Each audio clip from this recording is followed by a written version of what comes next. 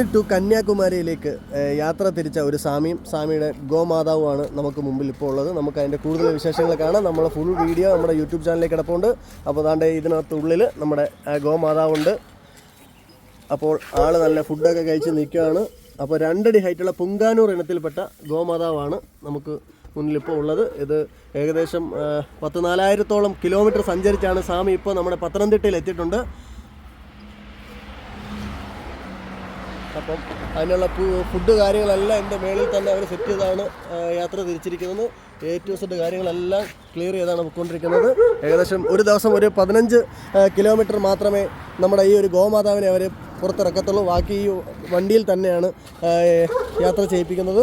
കൂടാതെ ഒരു ദിവസം 30 കിലോമീറ്ററാണ് ഈ സ്വാമി കാൽനടയായിട്ടാണ് യാത്ര പോകുന്നത്. അപ്പോൾ അത്യാവശ്യം കാര്യങ്ങളെല്ലാം സ്വാമിയോട് ചോദിച്ചാൽ പറഞ്ഞു തരും.